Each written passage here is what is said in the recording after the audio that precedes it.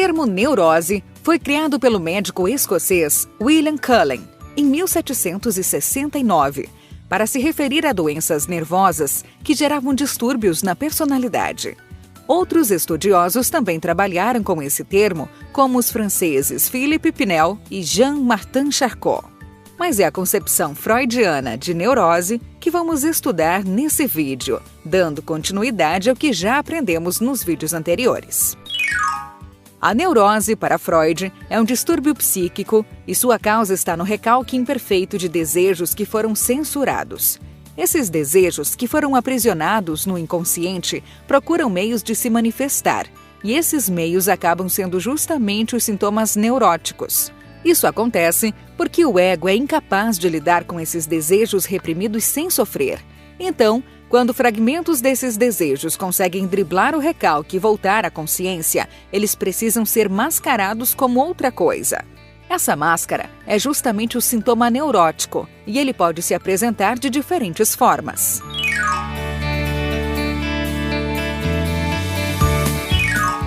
Mas que desejos reprimidos seriam esses?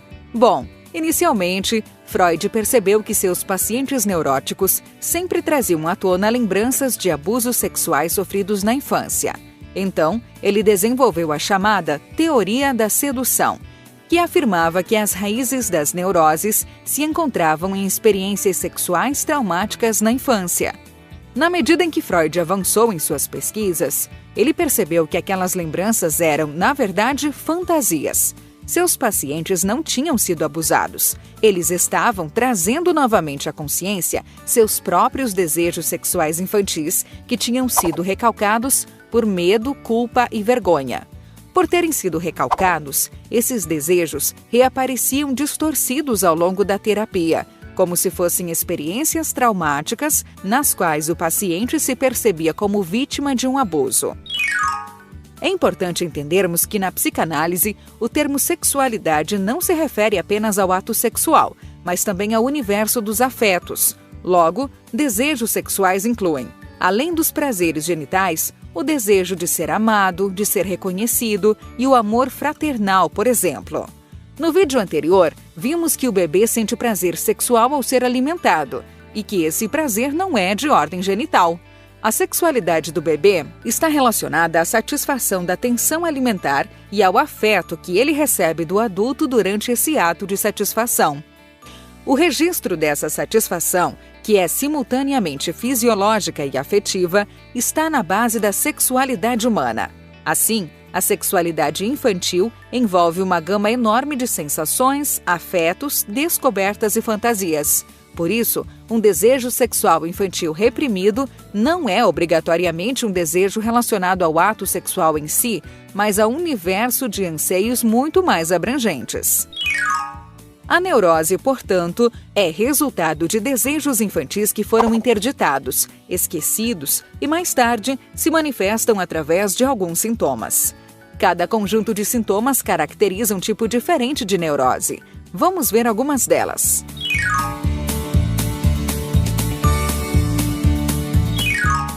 Inicialmente, acreditava-se que apenas as mulheres poderiam ser histéricas, pois seria uma doença do útero.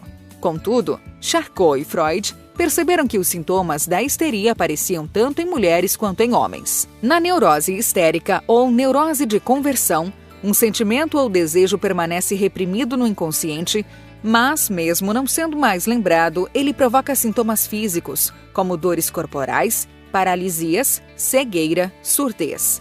Ou seja, os sintomas convergem para todo o corpo.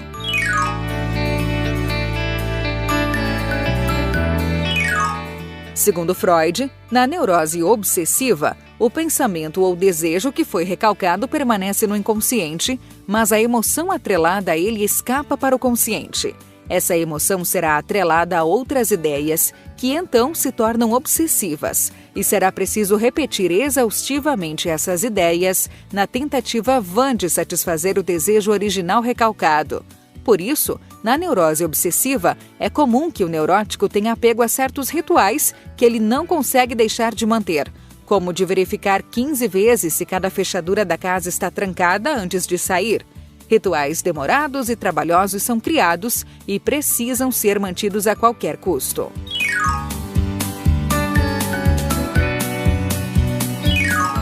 Na neurose fóbica, a pessoa desenvolve medos irracionais. Por exemplo, alguém pode ter pavor de passear de barco, de subir em escada rolante ou até de gatinhos fofinhos, mesmo sem ter nenhum motivo para considerar essas coisas como ameaças.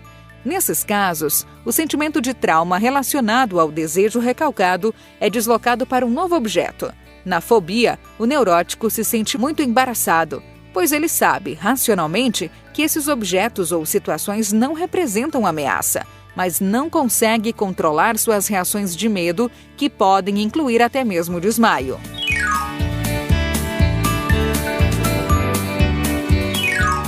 Neuroses atuais são aquelas relacionadas a problemas na vida sexual adulta e não em desejos infantis reprimidos. Entendendo vida sexual adulta não apenas como o ato sexual, mas também como um universo mais amplo de afetos, desejos e realizações, ou seja, o universo das pulsões. Vejamos os 3 tipos de neuroses atuais.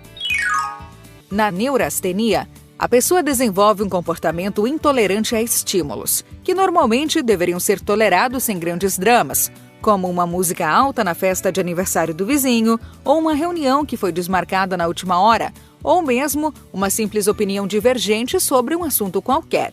Enfim, o neurastênico está sempre predisposto a um ato de cólera e indignação. Freud percebeu que a neurastenia ocorria preferencialmente em homens. Já a neurose de angústia acontece mais frequentemente em mulheres. Nesse quadro, os sintomas costumam ser taquicardia, dores de cabeça, desarranjos intestinais, sensação de opressão no peito ou no pescoço e a sensação de angústia e medo, como se a pessoa fosse morrer ou enlouquecer, o que hoje chamamos de pânico. Na hipocondria, o sujeito acredita que está prestes a adoecer. Ele tem a convicção de que uma doença grave se desenvolve em seu corpo de forma silenciosa. Não importa se os médicos não identificam nenhum problema. O neurótico tem certeza de que há uma doença no seu corpo. Freud reformulou um pouco seu entendimento sobre as neuroses atuais, pois ele percebeu que, em certos casos, esses sintomas também pareciam estar relacionados a outras neuroses. De fato, os quadros de neurose nem sempre são muito específicos. Pode haver uma mescla de sintomas que dificultam o diagnóstico. E como as neuroses se relacionam com os mecanismos de defesa do ego que vimos em vídeos anteriores.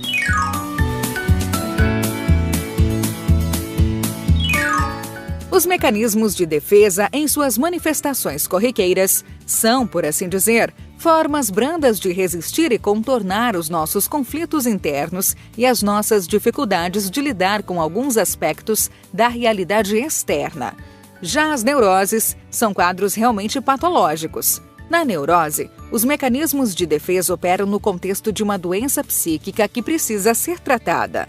Mas o neurótico, felizmente, é um sujeito que costuma perceber que precisa de ajuda, pois na neurose geralmente é mantida a ponte com a realidade. Ou seja, o neurótico está em conflito com seu mundo interno, com o seu inconsciente, mas na maioria das vezes ele não cortou os laços com a realidade externa. Já o psicótico geralmente vive no mundo da psicose, ou seja, se o conflito do neurótico é com o seu mundo interno, o grande conflito do psicótico é com o mundo externo. Ele constrói uma realidade paralela, que é a realidade da psicose.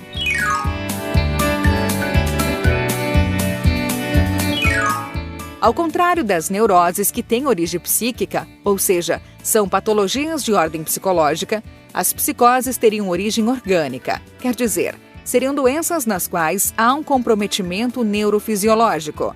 Em palavras simples, por algum motivo, certos grupos de neurônios estariam se relacionando de maneira anormal. Alguns autores têm questionado se, de fato, essa diferenciação é sempre válida, mas é com ela que vamos trabalhar no momento. Prosseguindo, a neurose afeta pouco a personalidade e compromete pouco a autonomia intelectual.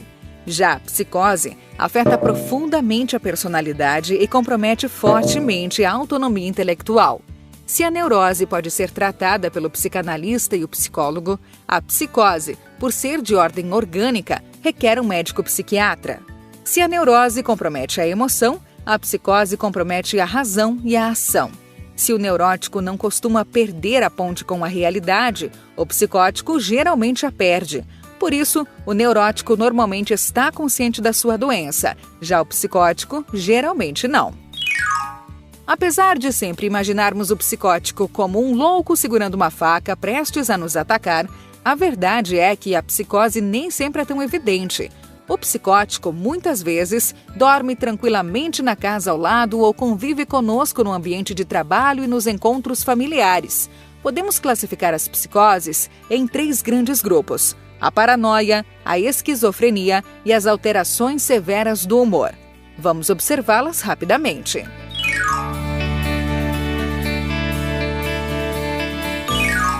Na paranoia, o grande sintoma é o delírio. Por isso, ela também é chamada de transtorno de personalidade delirante. Curiosamente, na paranoia, o delírio pode ser relativamente compatível com o dia a dia do psicótico, ou seja, seu delírio não necessariamente compromete o seu convívio social.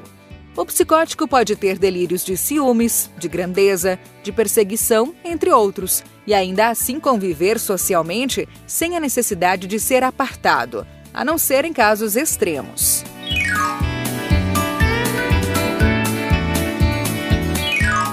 A esquizofrenia, por sua vez, é mais desestruturante no que diz respeito aos laços sociais.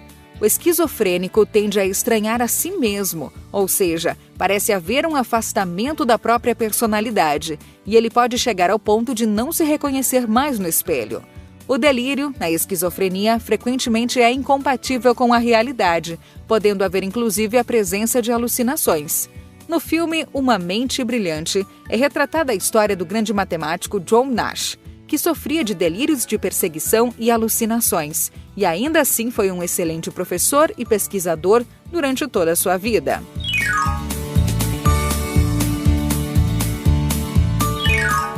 Nas alterações severas de humor, há um forte empobrecimento afetivo, sentimentos de apatia e desmotivação. Parece haver um desaparecimento da energia e, consequentemente, da iniciativa. A pessoa pode permanecer inerte durante horas em um canto qualquer da casa. Alucinações olfativas, como cheiro de putrefação, podem ser sentidas pelo psicótico nessa condição e levá-lo a acreditar que já está morto. Bom, no próximo vídeo vamos encerrar essa série falando sobre a transferência e as implicações da teoria freudiana para a educação. Eu vejo você!